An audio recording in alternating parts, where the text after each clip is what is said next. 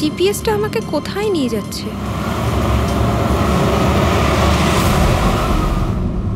সোজা 3 ঘন্টা চলতে থাকুন, আপনি আপনার গন্তব্যে পৌঁছে যাবেন। আরে এই আধ ঘন্টা আগেই তো জিপিএস বললো 3 ঘন্টা, এখন আবার বলছে 3 ঘন্টা।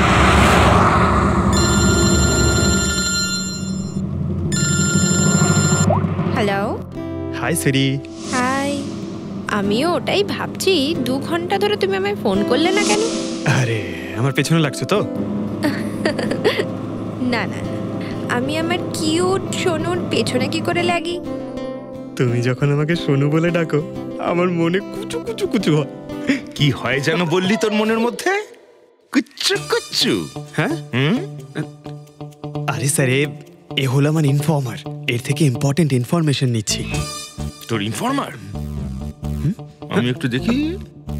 ও স্নেহাল। পঙ্কজ, এ তোর কোন ইনফর্মার রে, যার নাম আমি আগে কোনোদিন শুনিনি? আরে স্যার ছাড়ুন না, আমি না একে ম্যাট্রিমোনিয়াল সাইটে পেয়েছিলাম, ভালো বন্ধুত্ব হয়ে গেছে আমাদের মধ্যে। হ্যালো।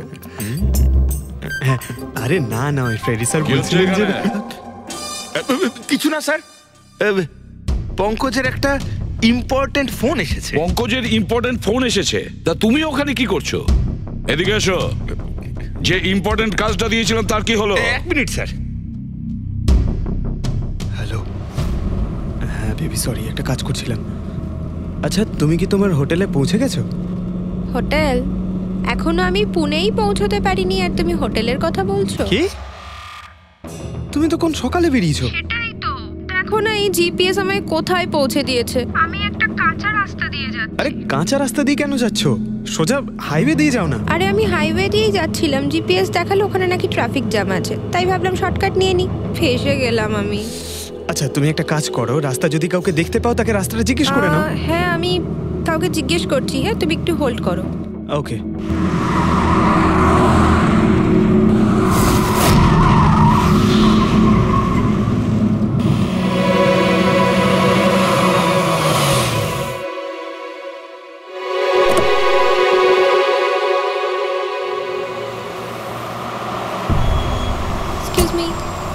এক্সকিউজ মি, আপনি একটু বলতে পারবেন এই রাস্তাটা হাইওয়েতে কানেক্ট হবে কিনা? হ্যাঁ হবে। কত দূর এখান থেকে? হ্যালো স্নেহাল। Hello sir. কি হয়েছে পঙ্কজ? স্নেহাল,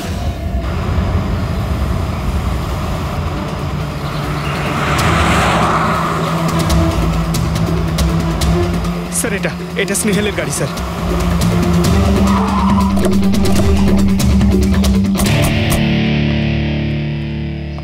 আপনারা? সিআইডি স্যার আমি ইন্সপেক্টর মহেশ, সামনে থানাতেই আমার পোস্টিং রয়েছে। কিছু জানা গেছে? তেমন কিছু জানতে পারিনি স্যার, কিন্তু গাড়ির সামনে থেকে এই ভাঙা মোবাইলটা পড়েছিল, পেয়েছি স্যার।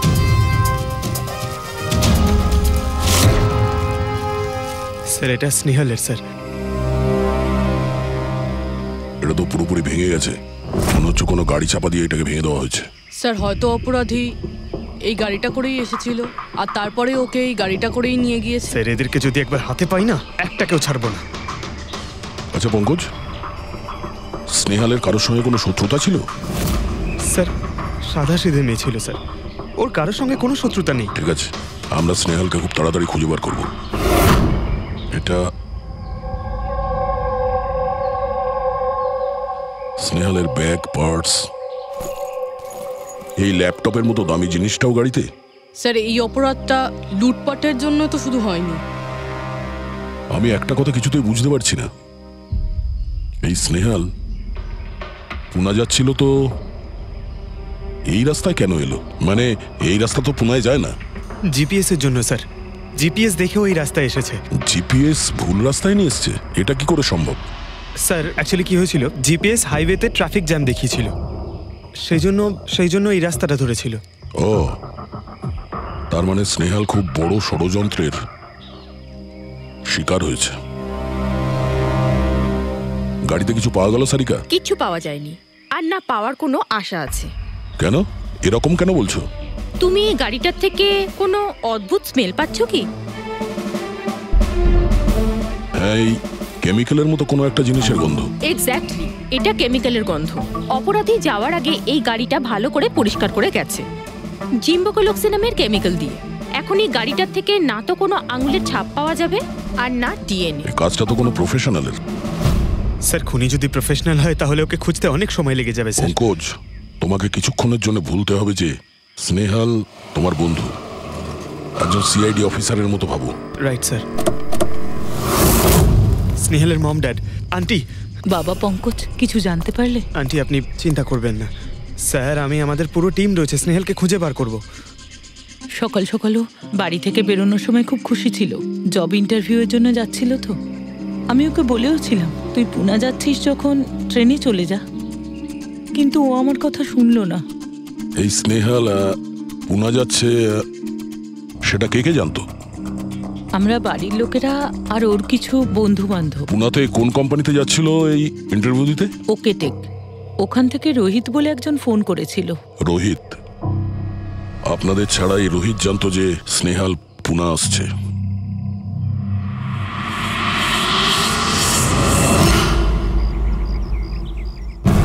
এই ইনফরমেশনটা পেয়ে গেলে স্যার আমরা অনেকটা এগিয়ে যাব।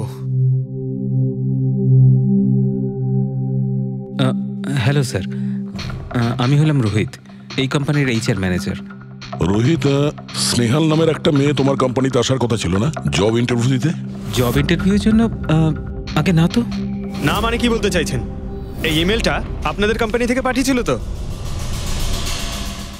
এটা তো আমাদের কোম্পানির ইমেল অ্যাড্রেসই নয়, কেউ নকল ইমেল থেকে হয়তো এনাকে বোকা বানিয়েছে। আচ্ছা, এরকম না তো যে এখন তুমি আমাদের বোকা বানাচ্ছ? হ্যাঁ স্যার, এই দেখুন আমার কার্ড, এখানে কোম্পানির ইমেল আইডি পরিষ্কার করে লেখা আছে। যদি আপনি চান তাহলে আমি কোম্পানির বসের সাথেও আপনার দেখা করাতে পারি। আমাদের কোম্পানির সমস্ত পজিশনই ফুল আছে, আর এখানে কোনো কাজের জন্য কোনো ইন্টারভিউই চলছে না। স্যার, তার মানে এই ইমেলটাও ওই অপরাধীরাই পাঠিয়েছে। অনেক বড় প্ল্যানিং করেছিল কেউ। সে যেই হোক, স্নেহালের সম্পর্কে অনেক কিছু জানে। পঙ্কজ, একটু ঠান্ডা মাথায় ভেবে তারপরে বলো, স্নেহালের সঙ্গে কারোর কি কোনো শত্রুতা ছিল? না স্যার। আরে একটু ভেবে চিন্তে বলো, হয়তো কখনো বলেছিল কারোর সঙ্গে ঝগড়া হয়েছিল। হ্যাঁ, মনে করো। দেখো ভাই পঙ্কজ, পৃথিবীতে এমন কোনো মানুষ নেই যার কখনো না কখনো কারোর সঙ্গে মনোমালিন্য হয়নি। তবে আরে ছোটখাটো ঝগড়া হয়তো হয়েছিল কারোর সঙ্গে। স্যার, ছোটখাটো ঝগড়া হয়তো বন্ধুদের সঙ্গে হয়েছে স্যার, কিন্তু এমন বড় কোনো ব্যাপার হয়নি যে ওকে কেউ এভাবে তুলে নিয়ে যাবে। আর স্যার, স্নেহালের বাড়িতে কোনো কিডন্যাপারের ফোন পর্যন্ত যায়নি। মুক্তিপণের টাকা চেয়ে। স্যার, ও মিডল ক্লাস ফ্যামিলি থেকে বিলং করে স্যার। আর স্যার, কেউ যদি মুক্তিপণ দাবি করে ওরা দিতেও পারবে না। পঙ্কজ, তুমি বলছিলে যে জিপিএস ওকে ভুল রাস্তায় পাঠিয়েছিল, তাই তো? আর জিপিএস থেকে ও বুঝতে পেরেছে যে ট্রাফিক জ্যাম আছে এক্সপ্রেসওয়েতে, তাই তো? Yes sir. কিন্তু স্যার, ট্রাফিক পুলিশের লোকরা তো বললেন হাইওয়েতে কোনো জ্যামই ছিল না সেদিন। সেটাই তো, তার মানে জিপিএস ওকে ভুল ইনফরমেশন দিয়েছিল। স্যার, জিপিএস ভুল ইনফরমেশন কি করে দিতে পারে স্যার? আজকাল তো প্রায় সকলেই জিপিএস ব্যবহার করে। প্রবলেম জিপিএসে নয়, প্রবলেম হলো এটা যে আজকাল যেভাবে computers, mobile phone, laptop hack হয়, সেভাবে জিপিএসও হ্যাক করা যেতে পারে। হ্যাঁ, হতেই পারে। আর অপরাধীরা যেখানে এরকম প্ল্যান করতে পারে, তখন জিপিএস হ্যাক করা ওদের কাছে কোনো ব্যাপারই না। স্যার, বিগত 5-6 মাসে এরকম আরো অনেক লোক আছে যারা স্নেহালের মতনই গায়েব হয়ে গেছে। এদেরও গাড়ি থেকে কিডন্যাপ করা হয়েছে, আর সেই কেমিক্যালও ছেটানো হয়েছিল ওই গাড়িগুলোর মধ্যে, যাতে প্রমাণ লোপাট করা যায়। ও মাই গড, কি হয়েছে স্যার? এখনো পর্যন্ত এদের খুঁজেই পাওয়া যায়নি।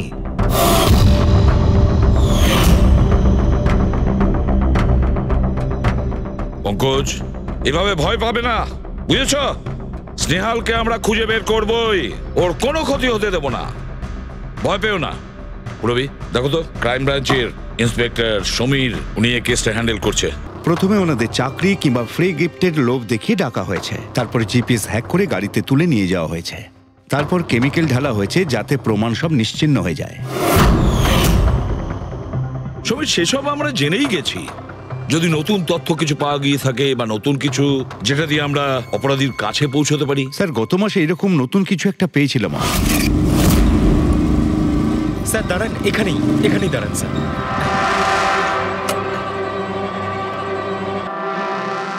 কোথায় আছে? ওই যে স্যার, ওই গাছটার নিচে।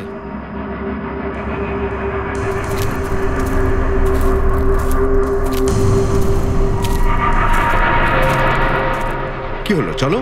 না স্যার, আপনি যান। আরে ঘাবড়াচ্ছ কেন? আমি আছি তো তোমার সঙ্গে। না স্যার, আমার ভয় লাগে ভীষণ। আচ্ছা, জায়গাটা কোথায়? ওই যে স্যার, ওইখানে গাছটার নিচে। দাও, আমাকে দাও।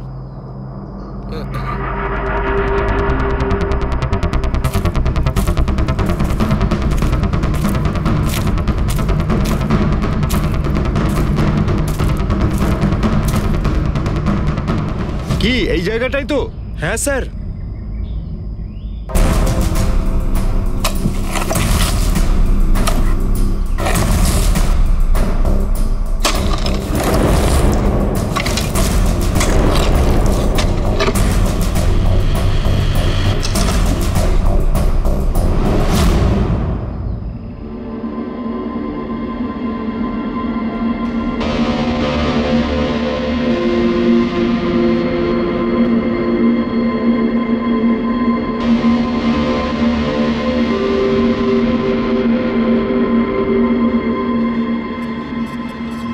নিখোঁজ লোকেদের মধ্যে একজনকে অ্যাসিড ঢেলে পুরো পুড়িয়ে দেওয়া হয়েছিল।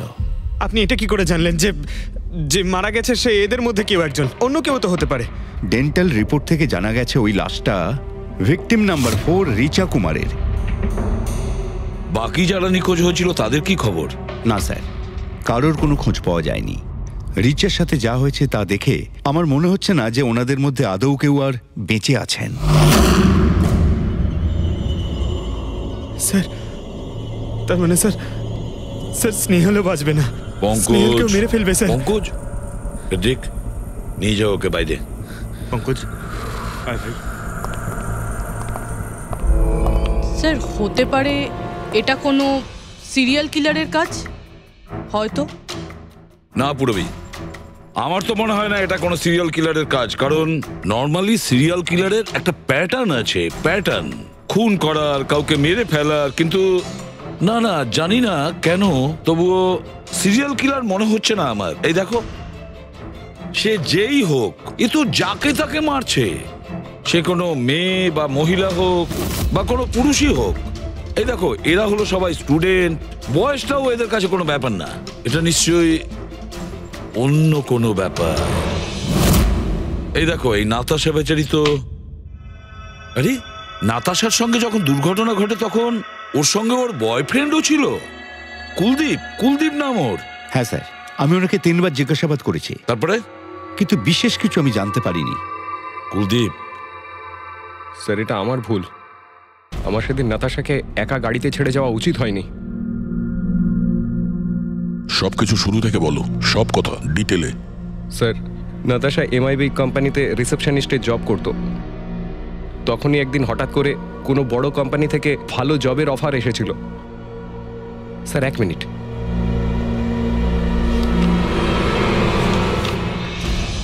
স্যার,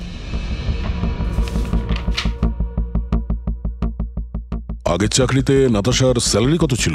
স্যার, 20,000 টাকা। আর এই চাকরিতে 1 লক্ষ টাকা স্যালারি দেওয়া হচ্ছে। তোমার খুব অদ্ভুত মনে হয়নি যে হঠাৎ কেউ এত বড় চাকরি কেন দেবে? স্যার, অদ্ভুত তো লেগেছিল স্যার, কিন্তু আমরা তখন ভেবেছিলাম যে এটাই হয়তো ভাগ্যের খেলা। আর আমি আমার গাড়ি নিয়ে নাতাশাকে ইন্টারভিউতে পৌঁছে দিতে চলে গেলাম। এ কোন পথে চলেছি আমরা দুজনে একসাথে গাড়িতে। আরে থামো থামো কুলদীপ, আমি তোমাকে কতবার বলেছি বলো তো, তুমি গান গেও না।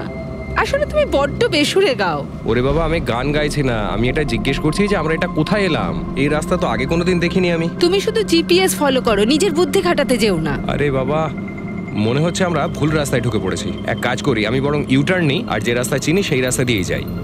ওকে। আরে ও মাই গড, আবার কি হলো? মনে হচ্ছে পাংচার হয়ে গেছে।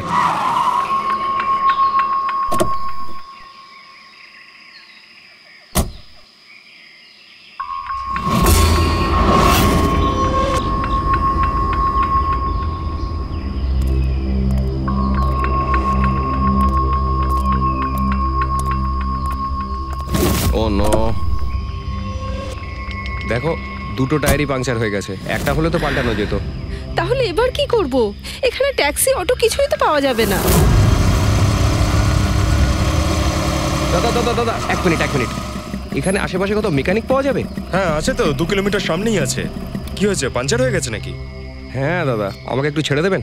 ছেড়ে দিতে পারি, কিন্তু 50 টাকা লাগবে। আরে 100 টাকা নিয়ে নেবেন, চলুন। আরে কুলদীপ, তুমি আমাকে এখানে একা রেখে যাচ্ছ? আমি যাবো আর আসবো, ঠিক আছে? আমার তোমার সাথে আসাই উচিত হয়নি। লাভ ইউ সোনা। 10 মিনিট তুমি ভেতরে বসো, বাইরে বেরোবে না। আমি যাবো আর আসবো, চলো চলো। ও আমাকে বলেও ছিল যে আমি ওকে যেন একলা ছেড়ে না যাই। যদি আমি ওর কথাটা শুনতাম গো। তারপর তুমি মেকানিককে নিয়ে ওখানে পৌঁছলে, আর ওখানে নাতাশা ছিল না? না স্যার। স্যার, ওই বাইকের লোকটা এদের সঙ্গে মিলে আছে। হতে পারে। তুমি বাইকওয়ালাকে দেখেছো? কিছু মনে আছে? না স্যার, ও তো হেলমেট পরেছিল। আচ্ছা, ওই বাইকের নাম্বার মনে আছে? না স্যার, সেই সময় আমার নাতাশাকে ইন্টারভিউ পৌঁছে দেবার তাড়া ছিল, তাই খেয়াল করিনি। আচ্ছা, এই নাতাশা কোনো ডায়েরি কিছু লিখতো? আমি বলতে চাইছি যে সারাদিন কি করেছে, কিংবা মিটিং শিডিউলস। ডায়েরি তো নেই, কিন্তু হ্যাঁ ল্যাপটপ আছে, যাতে ও নিজের জরুরি বিষয়গুলো লিখে রাখতো। দেখান। একটু খোলো এটাকে। পাসওয়ার্ড 20/04/1987। এটা নাতাশা? আগে হ্যাঁ স্যার। এই দুর্ঘটনা ঘটেছিল 6 মার্চ। দেখো তো দুর্ঘটনার আগেও কোথায় গেছিল। ওর শিডিউলটা চেক করো।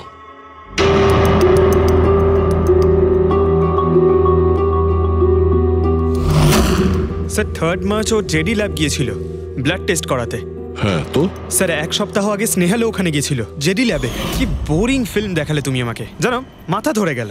হ্যাঁ, ফিল্মটা একদম বোরিং ছিল না। আরে কি বোরিং ফিল্ম ছিল। আমার খুব খিদে পেয়েছে, চলো ওখানে কি কিছু খেয়ে নি। না, আমি খেতে পারবো না, তুমি খেয়ে নাও। আমাকে এখন 12 আওয়ার্স ফাস্টিং করতে হবে। আমার কাল ব্লাড টেস্ট আছে। Blood test? তোমার কি হয়েছে? Relax, it's just a blood test, normal routine checkup. আরে বাবা, তুমি তো ভয় দেখিয়ে দিয়েছিলে আমায়। আচ্ছা, ব্লাড টেস্টে ভয় পেয়ে গেলে, আর যদি আমার কিছু হয়ে যায় তখন কি করবে? তখন অন্য কেউ চলে আসবে। কি? অন্য কেউ? হ্যাঁ, অন্য কেউ? আরে মেরো না, আমাকে মেরো না তুমি। এখানে আমার একটা সম্মান আছে। I love you, I love you, I love you. আরে তোমার কিছু হতেই দেব না।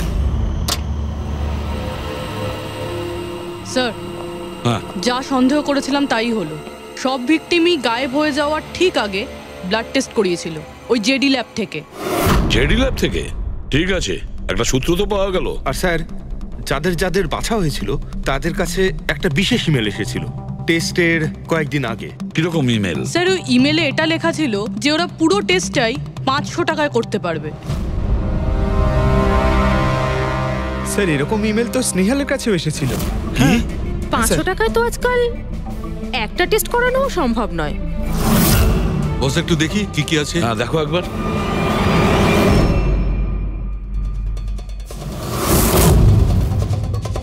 আরে এটা তো একটা বিশাল লম্বা টেস্টের লিস্ট দেখছি। এ তো 500 টাকায় হবেই না, কম করে 15-20 হাজার টাকা লাগবে। কি বলছো তুমি? হ্যাঁ, ব্যাপারটা বেশ গোলমেলে মনে হচ্ছে সালুখে। এটার তো একটাই কারণ হতে পারে সালুখে, যে টেস্ট করা আর লোকদের সিলেক্ট করা, সুস্থ লোকদের নির্বাচন করা, তারপর তাদের অপহরণ করে মেরে ফেলা। কিন্তু কেন ওরা মারছে?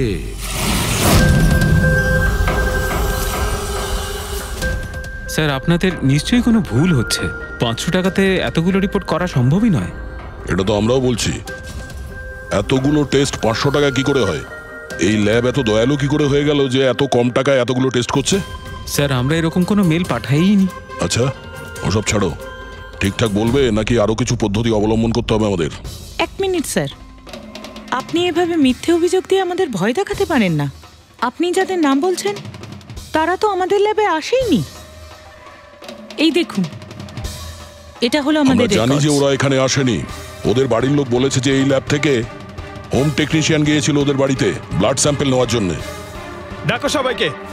এই লিস্টটা দেখে বলুন আপনাদের মধ্যে কে এদের বাড়িতে গিয়েছিল ব্লাড স্যাম্পল নিতে।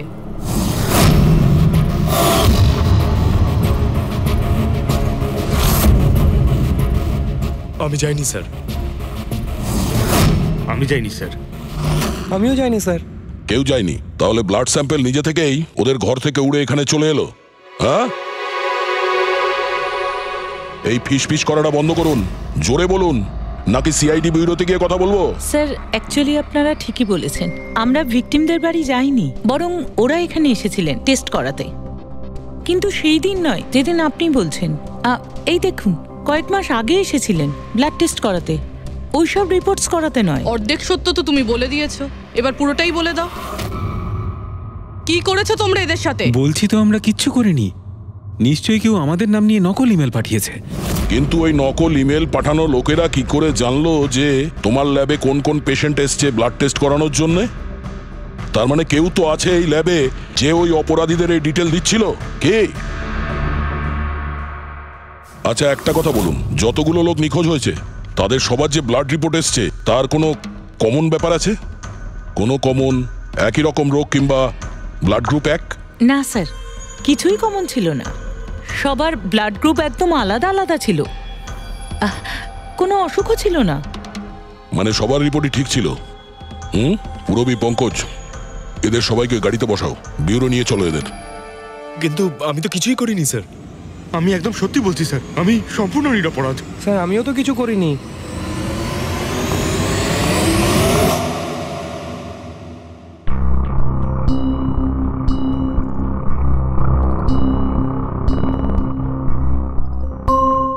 না স্যার, এদের মধ্যে কেউই তো সেদিন আমাদের বাড়িতে ব্লাড নিতে আসেনি। আপনি ঠিক দেখেছিলেন? হ্যাঁ, আপনি পুরো নিশ্চিত যে এদের মধ্যে কেউ ছিল না? না স্যার, কেননা ওই লোকটা টুপি পরেছিল। স্যার স্যার জেডি ল্যাবের বাকি এমপ্লয়ীদের ডিটেলস বের করেছি, যাদের উপর আমাদের সন্দেহ আছে। আচ্ছা, তারা কারা? একজন নয় স্যার, এরকম 4 জন লোক আছে যাদের উপর ভালো মতো সন্দেহ করা যেতে পারে। আচ্ছা স্যার, সবার আগে সন্তোষ। এর স্ত্রী 8 মাস ধরে হসপিটালে রয়েছে, আর চিকিৎসা করার জন্য এর কাছে কোনো টাকাও ছিল না। জানি না হঠাৎ করে কি লটারি লেগে গেল যে যে সব টাকা পয়সা মিটিয়ে নিজের স্ত্রীর চিকিৎসা করিয়ে নিল। আচ্ছা। আর স্যার দ্বিতীয় ব্যক্তি হলো যতীন। 8 মাস আগে জেডি ল্যাবে ও এই চাকরিটা পেয়েছিল, আর এই সমস্ত ঘটনা শুরু হয় 7 মাস আগে। মানে এই চাকরিতে জয়েন করার পর থেকেই এই সমস্ত ঘটনাগুলো শুরু হয়। বাকি 2 জন? স্যার সিদ্ধেশ আর মালিনী, এদের স্যালারি ওই 18 আর 20,000, কিন্তু তারপরেও এরা বিগত 6 মাসে 2 বার ফরেন ট্রিপ করে ফেলেছে। আচ্ছা, সন্তোষ, যতীন, সিদ্ধেশ আর মালিনী, মনে হয় আবার জেডি ল্যাব যেতে হবে। হ্যাঁ, আমি গেছিলাম ইউরোপে ছুটি কাটাতে, কিন্তু ওই টাকাটা কোনো অসৎ পথে আসেনি। আমার কাকা আমার জন্য 25 লাখ টাকা রেখে গেছেন ওনার উইলে। আর মালিনী দেবী, আপনি ইউরোপ ঘুরে এলেন, তা আপনার জন্য কেউ সম্পত্তি কিছু রেখে গেছিল নাকি? না স্যার, আসলে আমি সিদ্ধেশের সাথেই গিয়েছিলাম। সিদ্ধেশের সঙ্গে? অ্যাকচুয়ালি মালিনী আর আমি একে অপরকে ভীষণ ভালোবাসি। ও, লাভ স্টোরি। হ্যাঁ, আমি আমার ওয়াইফের চিকিৎসা করিয়েছিলাম, কিন্তু কোনো খারাপ কাজ করে নয়, ওর গয়না বিক্রি করে। আর তাছাড়া আমার বাড়িটাও বন্ধক দেওয়া রয়েছে। যদি আপনারা পেপারস দেখতে চান তাহলে সেটাও দেখাতে পারি আমি। হ্যাঁ স্যার, সন্তোষ তো সারাদিন ধরে অফিসেই থাকে, এ কখন যাবে কারোর ব্লাড স্যাম্পল নিতে? আর যতীন? যতীন তো খুব কমই অফিসে আসে, তখনই আসে যখন কোনো জরুরি কাজ থাকে। আচ্ছা, তার মানে এই আমাদের লোক হতে পারে। এই যতীনকে কোথায় পাবো?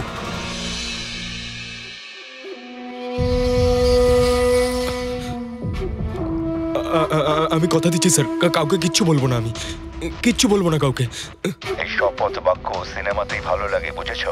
আর আমাদের কাজের নিয়ম তো খুব ভালো করেই তুমি জানো। স্যার, আমি শহর ছেড়ে চলে যাবো স্যার, আমি এই দেশটাই ছেড়ে চলে যাবো। ওরা আমাকে কোনোদিনও খুঁজে পাবে না sir. Sir please sir. Jatin, নিজের আর আমাদের সময় একদম নষ্ট করো না। যার যখন চোখ বন্ধ করার সময় আসবে তাকে তো চোখ বন্ধ করতেই হবে, বুঝেছো?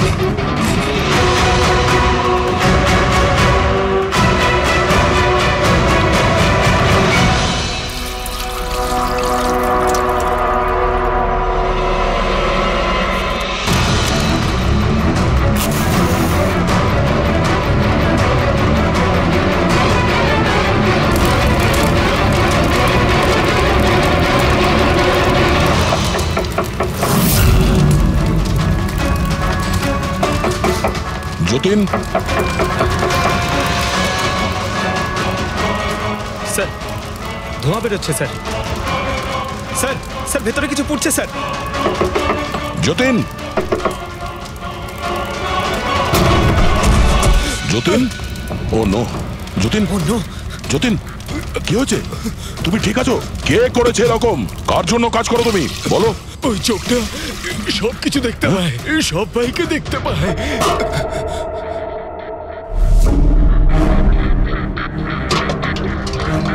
কি? যতীন, যতীন, যতীন, ও ওই চোখটা সবকিছু দেখতে পায়।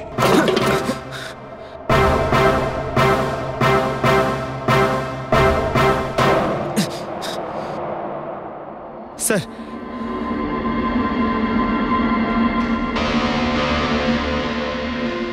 স্যার হয়তো হার্ড ডিস্ক থেকে কিছু জানা যেতে পারে। বস, মেক্রি ডেনথোনিং নামের বিষের জন্য এ মারা গেছে। মেক্রি ডেনথোনিন? আরে এটা তো সেই বিষটা না যেটা কারো শরীরে প্রবেশ করার মাত্র 5 মিনিটের মধ্যে লোকটা মারা যায়? হ্যাঁ স্যার, খুবই মারাত্মক বিষ।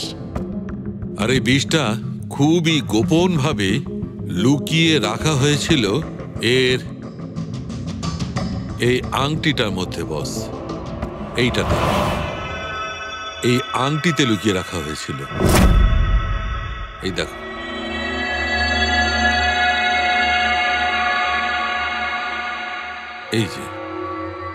এই যে দেখতে পাচ্ছ ছোট্ট একটা পিন, এই ছুঁচে বিষটা ছিল, আর এইটা এই আংটির ওপর ছিল। আর বস, এই আংটিটার ওপরটাকে যদি এভাবে ঘোরানো হয় তখন এই পিনটা বাইরে বেরিয়ে আসে এইভাবে।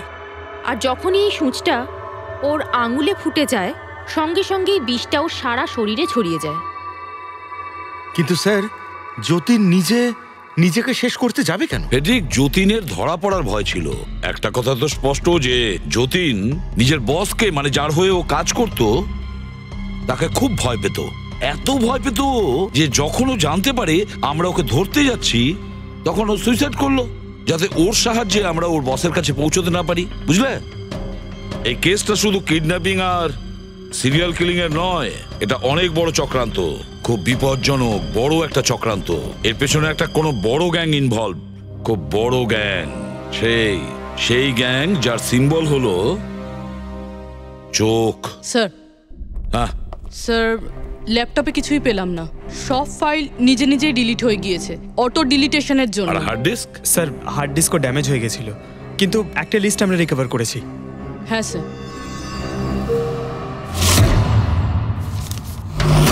আরে এতে 100-রও বেশি নাম রয়েছে। স্যার স্নেহালের সঙ্গে আরো যারা উধাও হয়েছিল সবার নাম এই লিস্টে আছে, কিন্তু স্যার কারোর তো কোনো রোগ নেই।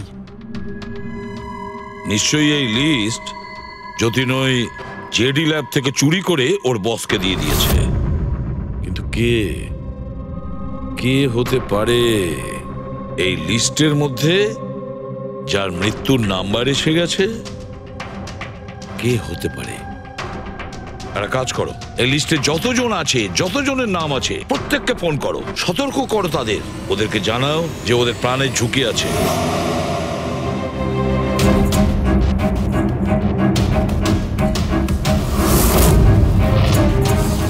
কি? আরে না, আমি আর কি মারছি না, আমি সত্যি সিআইডি থেকে বলছি। আপনার প্রাণ সংশয় আছে সেই জন্যই বলছি। যতক্ষণ আমরা না বলবো আপনি প্লিজ বাড়ি থেকে বাইরে বেরোবেন না। কি চাকরির ইন্টারভিউ? যেও না আলিশা। কিন্তু আমি তো এক্ষুনি বেরোবো।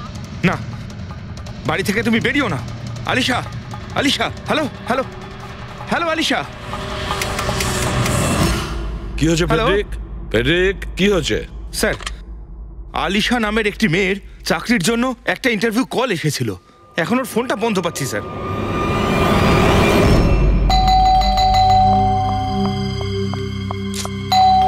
ওহো, এখন আবার কি এলো?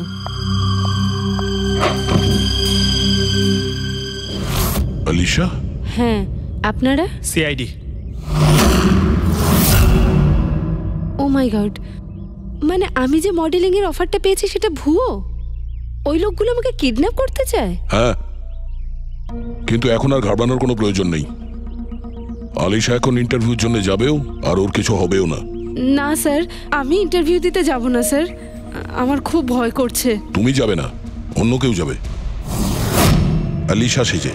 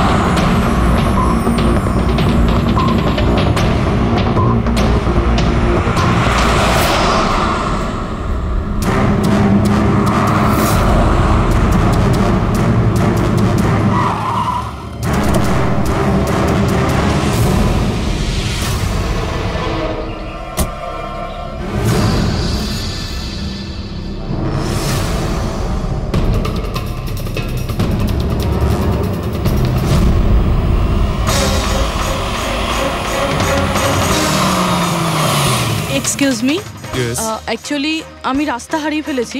ওই জিপিএস এ কিছু প্রবলেম হয়েছে, তো একটু হেল্প করতে পারবেন? আপনি কোথায় যেতে চান ম্যাডাম? আমার এই সামনেই, আমি এখনই বলছি।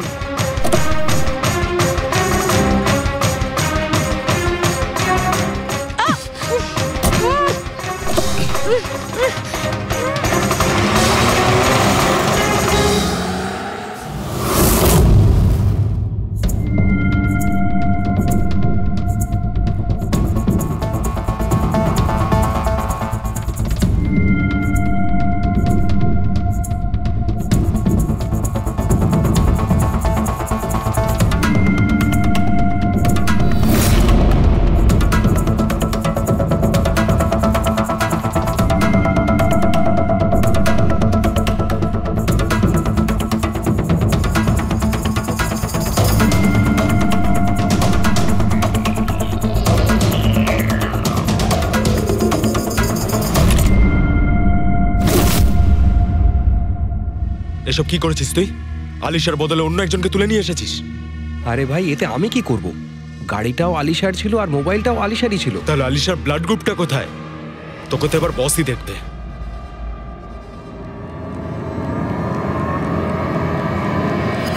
হ্যালো বিউটিফুল, হ্যালো বিউটিফুল, আমাকে খুঁজছিলে নাকি? না, এসে গেছি আমি তোমার কাছে। হ্যাঁ, চলো। ছাড়, ছাড় আমাকে।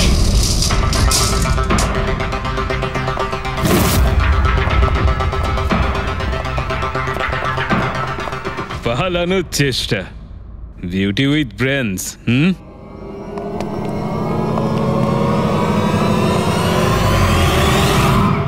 কি হলো?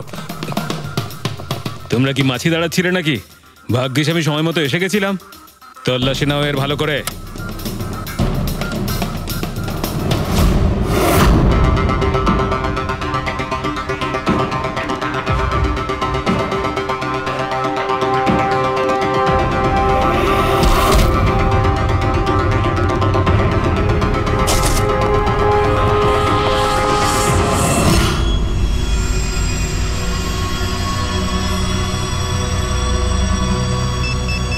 বস, জুতোতে কি আছে?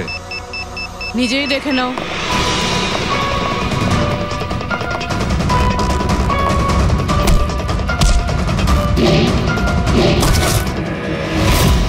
পা থেকে খোলো।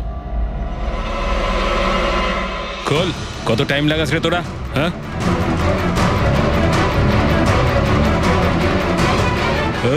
কি হয়েছে ভাই? Tracking device.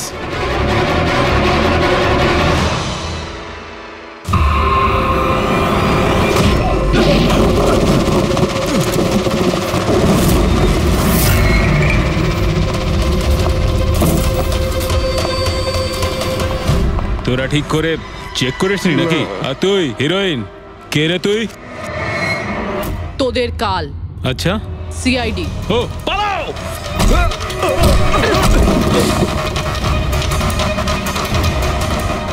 পুরবি? স্যার স্যার ওইদিকে পালিয়েছে।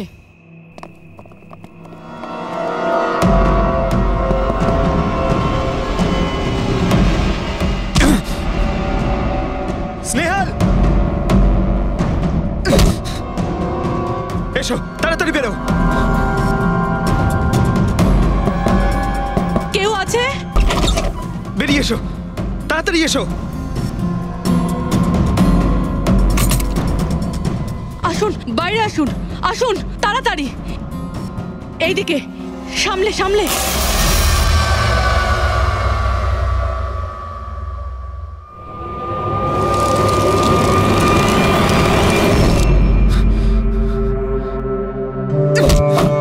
স্নেহাল, পঙ্কজ, তুমি ঠিক আছো তো? ভেবেছিলাম আমি আর এখান থেকে কোনোদিন বেরোতে পারবো না। তুমি যেখানেই থাকতে আমি তোমায় ঠিক খুঁজে বার করতাম। তুমি আমাকে এত ভালোবাসো? আরে তোমাকে খুঁজতে গিয়ে আমার 10 কিলো ওজন কমে গেছে, পাগল। চলো চলো, তাড়াতাড়ি চলো।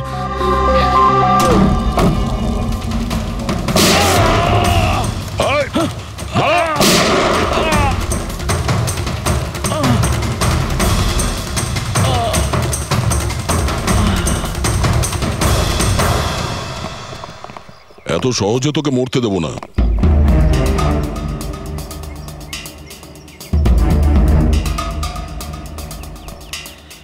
বল, এখানে কি হচ্ছিল?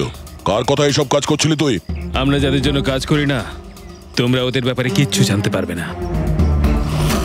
ওদের চোখ তোমাদের দেখতে পাবে, কিন্তু তোমরা ওদের কখনো দেখতে পাবে না। আমরা দেখতে পাবো না? শরীরের অঙ্গ প্রত্যঙ্গের জন্য, লিভার, কিডনি। আসলে ব্যাপারটা হলো আজকাল সব জিনিস ট্রান্সপ্লান্ট হয়ে যায়। তো কি মানুষের শরীরের অঙ্গ প্রত্যঙ্গ স্মাগলিং এর এত বড় চক্র চলছে? হ্যাঁ, জেডি ল্যাবের মতো এরকম অনেক ল্যাব আছে যেখান থেকে আমরা লোকেদের ডাটাবেস চুরি করি আর ওদের মধ্যে থেকে সুস্থ লোকেদের বাছি, যাতে ওদের অর্গানস বেচে কোটি কোটি টাকা আমরা বিদেশিদের থেকে কামাতে পারি। কোন বিদেশিদের? কোন বিদেশিদের? সারা পৃথিবীর বিদেশিরা একটা স্পেশাল ওয়েবসাইটে আসে যেখানে মানুষের শরীরের আলাদা আলাদা অঙ্গ প্রত্যঙ্গের নিলাম হয়। একবার টাকা আমাদের অ্যাকাউন্টে চলে এলে আমরা ক্লায়েন্টের ব্লাড গ্রুপের লোককে খুঁজে বের করি ওই লিস্ট থেকে। তারপর ওদের 500 টাকা টেস্ট করার জন্য মেসেজ পাঠাস, যাতে এটা জানতে পারিস যে ওদের হাঁটু, লিভার কিংবা হার্ট তোদের ক্লায়েন্টের সঙ্গে ম্যাচ করছে কিনা। হ্যাঁ, একদম ঠিক। ম্যাচ হওয়ার পরে আমরা ওদের ইন্টারভিউয়ের জন্য ডাকি, ঠিক ওই রকম ভাবে যেভাবে একটা মাকড়সা একটা মাছিকে লোভে জেলে ফাঁসায়। এইসব বাজে কাজ করার পরেও আবার দাঁত বার করে হাসছিস? নিজের কাজের জন্য একটুও লজ্জা বা অনুতাপ হচ্ছে না তোর? হাসি তো আমার তোমাদেরকে দেখে পাচ্ছে সিআইডি। আমাকে ধরে তোমাদের কি মনে হচ্ছে তোমরা বিরাট বড় তীর মেরে দিয়েছো? আমাদের মতো কোনো অর্গান গ্যাংকে ধরা মানে হলো ঠিক যেন সমুদ্র থেকে এক মগ জল তোলা। আচ্ছা, আগে এটা বল, আগে বল তোর বাবাকে।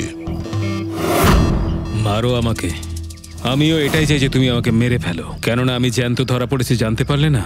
আমার বস, আমার বন্ধু, আমার পরিবার, আমার বাড়ির লোকজন সবাইকে মেরে ফেলবে। কে তোদের বস আর কে কে শামিল আছে তোদের এই চক্রে? এর উত্তর আপনি আমার মুখ থেকে কোনোদিন শুনতে পাবেন না এসিপি স্যার।